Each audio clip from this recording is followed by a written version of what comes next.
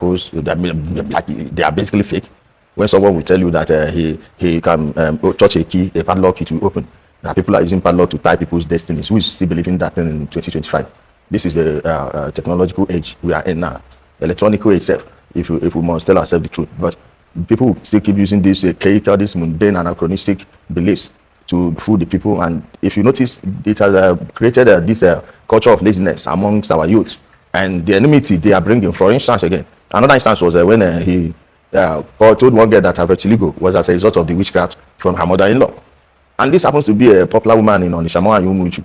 At the end of the day, the children stopped talking with her, speaking with their mother, that she's a witch. And he's not the only person doing it. There are so many of all these people.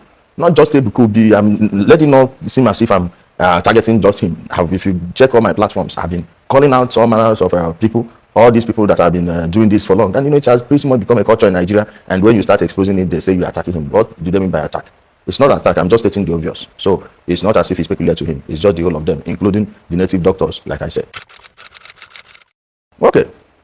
I received a message, text message, from one police officer from here in Abuja. I think it's zone 13, AIG headquarters, to come and answer that there is a petition written against me. They didn't say who.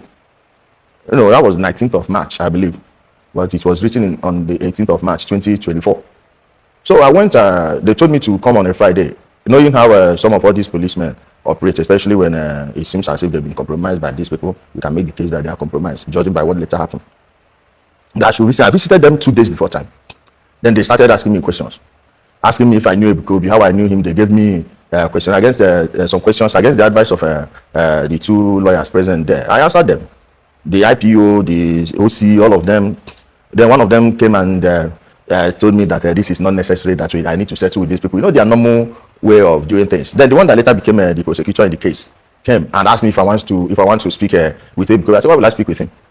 Then they took me to the OC. The OC tried his, but I told him that he said that they don't want to waste anybody's time. I told them, you've wasted my time by inviting me here in the first place. What's the meaning of all this? This is not a petition. There is nothing in here. Then they brought, I saw one girl, that girl used to work with the Peter Obi campaign. I laughed. I said, oh, they brought this one too. Then they brought videos and asked me who said this. And those are my videos, but they've deceptively edited them to make it look as if I was saying something. I told them to take it because they actually believe this is true. Just there and then, my friends that came to see me at the police station, they told them to go, that they will release me. Next day, they just seized all of my properties. They did not let me call my family, call anybody. They just pushed me to the cell after telling the lawyers to go. And I later found out that some of my friends came to look for me. They told them that they've allowed me to go. The next day, in the morning, they took me to court, this magistrate court at Wuse, zone, I think it's zone 2, very close to the police station.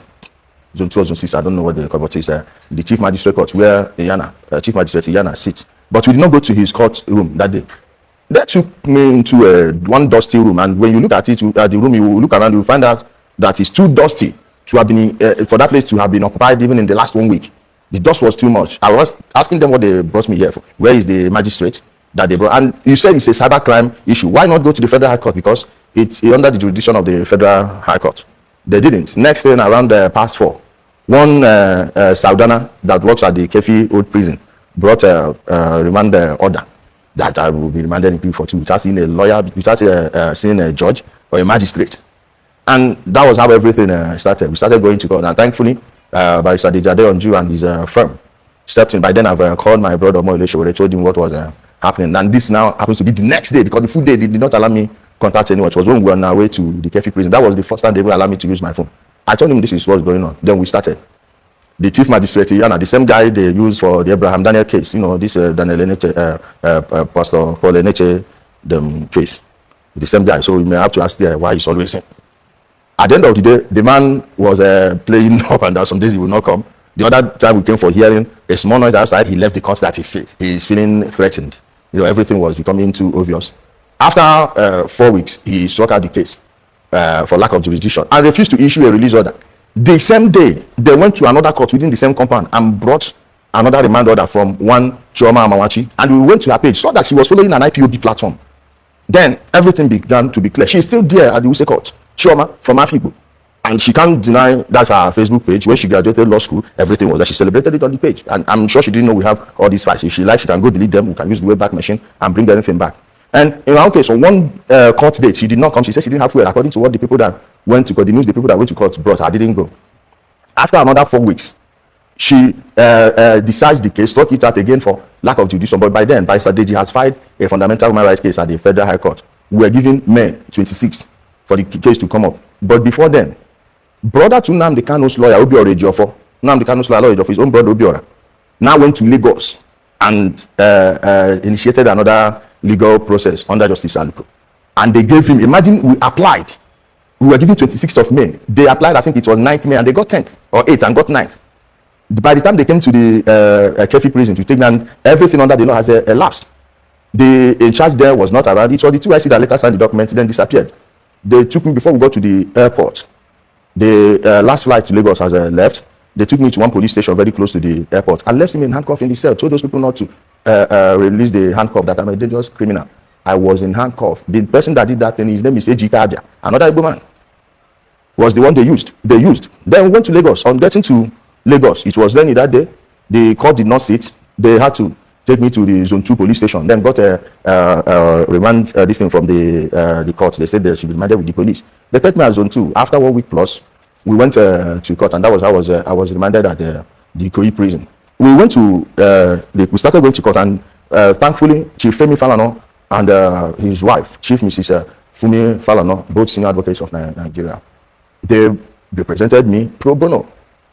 I didn't have to pay a dime, and my brother Moide Showore was there. We went to the court, we applied for bail. They gave us another date for bail hearing. We went for the bail hearing. They gave us a very stringent bail condition, 50 million naira bail sum. Level 14 civil servants, landed property on a case that they've wasted 56 to 58 days on, plus the police detention. I didn't say anything. We started the act of perfecting the bail. While trying to perfect the bail, from nowhere I fell ill. Both of my kidneys failed. And before then, Ebukobi himself was on air saying that he will have organ damage, not me. Then how he happened to know that thing, I don't know. I have no idea. Seriously, he has to answer some questions in a very sane society. They need to investigate that, because prior to that moment, I was in the hospital. I still have my medical records then. I did all manner of tests. They tested everything. I was perfectly okay. But all of a sudden, they said 2 of my kidneys failed. But kidneys don't fail that way. Kidneys don't fail that way. So whatever happened, I'm still trying to ascertain how we got to that. Then I had to leave the bail issue, started taking care of myself. And while I was at the hospital, after 1 month plus, we started the bail issue, finished it in August 2024. The same day I was supposed to go, they brought another production one, and that is from Oka. They opened another case, May, either 6th or 5th, while I was already in Lagos. And before that, their broadcasters have been on social media saying that they will bring their father to Oka and kill him. Of course, I know that since it has involved the IPOB people, they are certainly going to use their ESN criminals. That was when I started making certain calls. And Chief Femi Falana did everything he could. The former Attorney General of the Federation did not act on it. And we later heard from certain quarters that they were telling people at the presidency, everywhere, that I was a human trafficker, I was an IPOB member, and all those things happened to be the same lies Nnamdi Kanu sold to the people when I started exposing his IPOB as a fraudulent business, of which it is. Registered as a private business and fooling the people with it. The same thing. Mind you, the prosecutor, Obiora Ejiofor, is brother to Nnamdi Kanu's lawyer. And all those politicians that are working there are the same names I was hearing here.